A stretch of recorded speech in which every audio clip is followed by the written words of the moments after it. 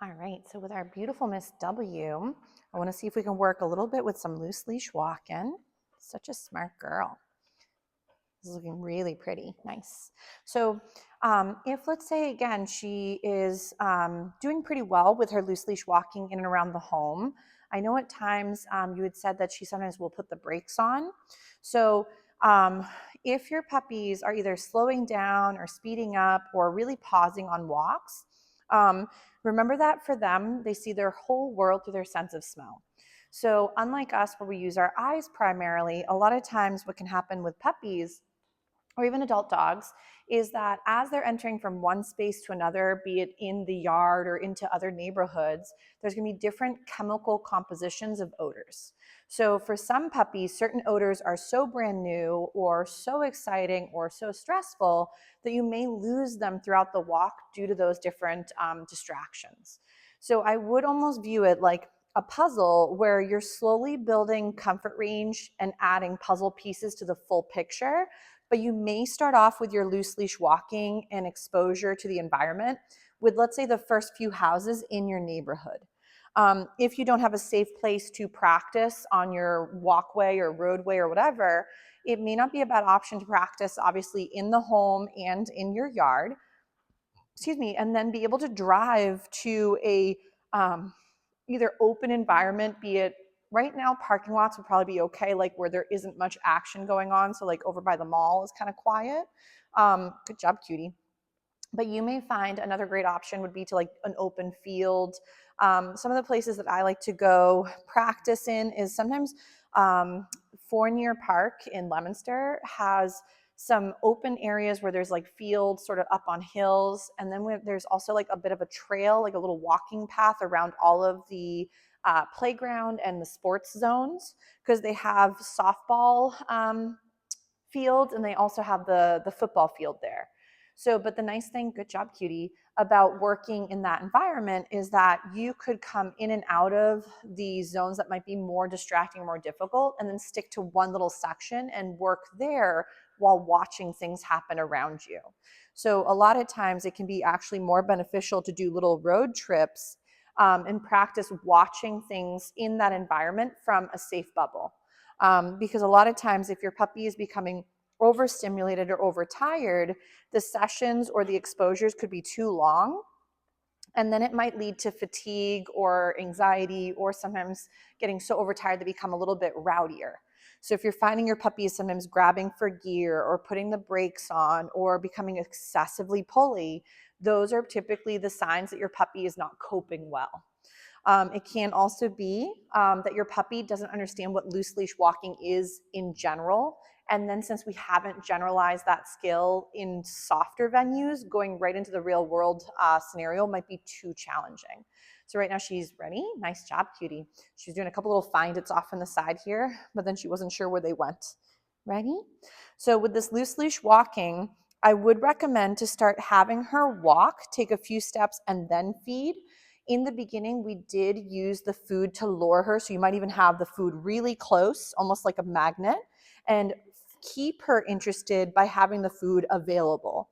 But the problem there is if that's the only way she's moved through environments, she may not have been able to process the environment itself. She may have then be sort of set up to be surprised because once she stops eating or focusing on the hand, she sees everything else. So we want to make sure she's still able to take in the environment. But for example, you're feeding here and there throughout the appropriate skills. So if I maybe had the food, she's like, no, I'm so pooped out. Ready? We'll do a little find it. She's like, oh, I guess so. All of them are going to be winded today. Ready? Winnie. Great name recognition. So if let's say, for example, the food was always right here, we want to start either fading it out where it's up a little higher, take a few steps together, and then go to feed for the behavior you'd like to have happen again. Because if the food is always there, then the problem is the puppy thinks the full sentence is see food or smell food being presented, offer the skill, and then get the reinforcement. We want her to start hearing the cue word, be it like whatever it might be, with me or sit or whatever the slogan might be, and maybe potentially the hand signal as well. And then we have the behavior happen, and then we feed for that response. So, but if food is always presented first, remember we want to fade out the lure as quickly as we can. So like right now, as we've been blabbing, or I've been blabbing and she's been meandering, I'm intermittently feeding her for being by me and being sort of somewhat attentive. So loose leash walking also does not mean that your puppy has to be in like that heel position, or for example, constantly giving you eye contact. If she feels that she would like to stare into my soul as we're wandering around together, that's perfectly fine, but it's not part of the criteria that she has to have that for loose leash walking. I like it better that the dogs are just kind of near you and soft on gear. And that's sort of what I consider more loose leash walking than like a heel position. So let's say she's doing a great job. I might send her away for a little find it.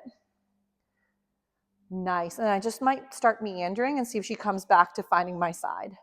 Yes.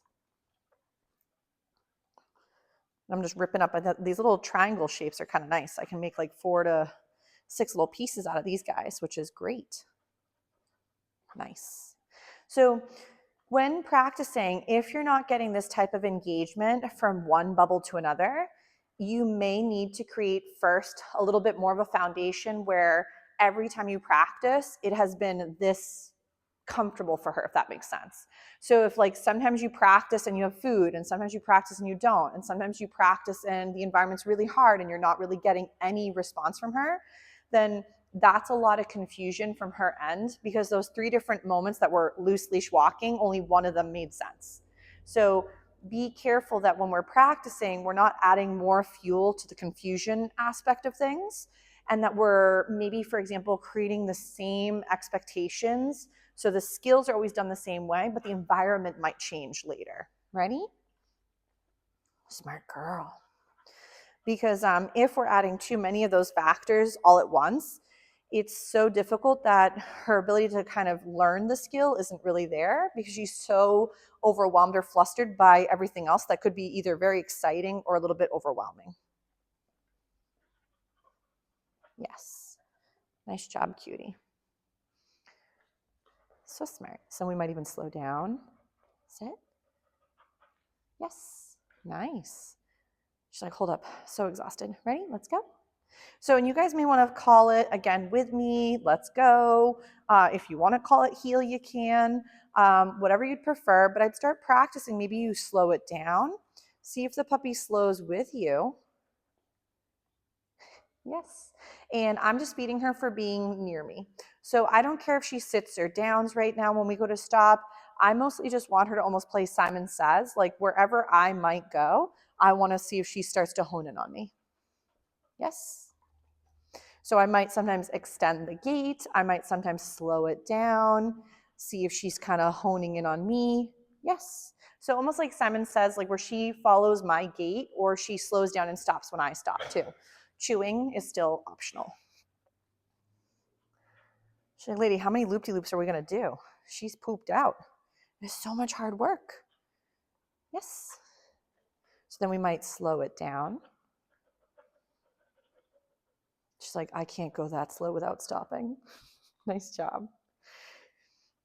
So, but this can be fun because then you can sort of speed it up. Yeah, what a good girl. You're so smart. And then we might slow it down. Yes. So it's kind of a fun way to kind of build engagement, and you become a lot more fun if it's not just like do from point A to point B. Because a lot of times, even though we're trying to be kind of fun, we tend to be like the anchor at the other end of the leash, and we don't always reinforce the good. So a lot of times the world does become more fun than us. So make sure that when your puppy's going from puppyhood into teenager, that you keep reinforcing all of these little efforts, because teenagehood is when sometimes everything starts to fall apart, and the less consistent we are, the harder those skills are to retain, keep mastering, and then go into adulthood. So nice job, ma'am. So, but we'll probably call it a day for this gorgeous lady. She did a really nice job with all of her skills. But again, this is the last class from this round. If they're taking a breather for the summer, perfectly fine. I know a few of them have already registered for the next one. And then I have one more, as I mentioned earlier, before the summer break. So we're just going to have 2 months off in the summer. It's going to be July and August, and then we'll start again in September. but there is another round, not after this one, but the following one that has a few more spots. So, but if they want to instead rock a little bit more with structured play or work another program instead or take a breather, all are perfect. So, but we'll give Miss W a little break. Ready? Winnie. Nice check-in, cutie. But stellar job for the beauties. So we'll do a little find it and we'll call it a day for the beautiful girl. Such a smart lady.